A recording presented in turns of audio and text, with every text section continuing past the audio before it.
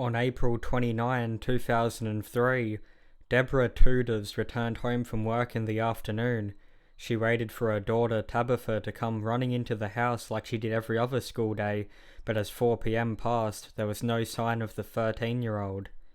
Tabitha had never come home late before, so her concerned mother waited a few more minutes and then set off to go looking for her daughter. Assuming that the school bus was late, Deborah first went to the bus stop, but it was completely empty. Her next thought was that her daughter may have been doing an after-school activity that she had forgotten to mention.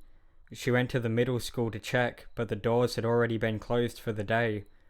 Deborah spoke to a teacher at the school and received the troubling news that not only was Tabitha absent from all of her classes that day, she had not got on the bus in the morning.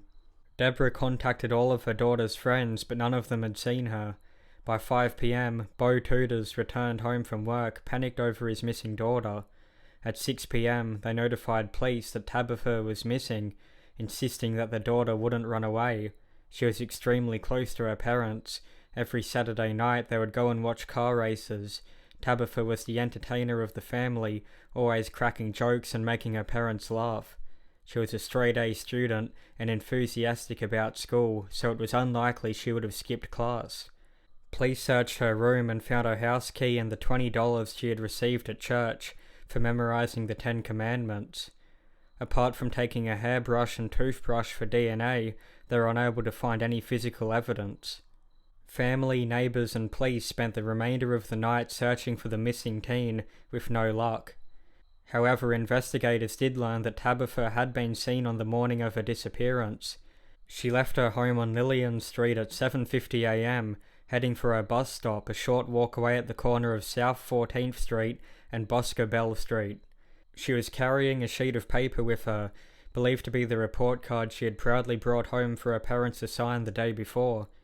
When she got close to the first bus stop, just a block from her house, there was no one there, so she headed for the second bus stop another block away. This was a standard safety precaution her mother had taught her, so she would never be lingering on a corner by herself. She never made it to the second bus stop. The next day, police conducted a more comprehensive search of Tabitha's bedroom. They discovered a note with TDT and MTL written on it. She didn't have a known boyfriend, and her family had no knowledge of anyone with the initials MTL. Police believed they had found a match to the MTL initials found on the note. The 18-year-old son of a family known to the Tuders, however, he was at school at the time.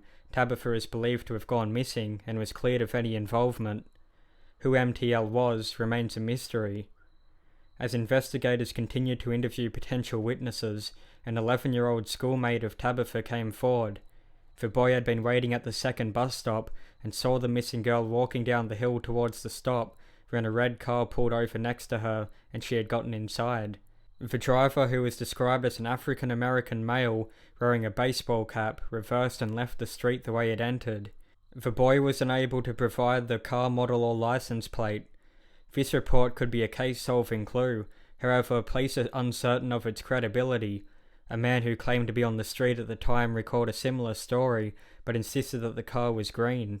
A classmate also came forward and informed police that she and Tabitha had been visiting online chat rooms on a computer at the local library.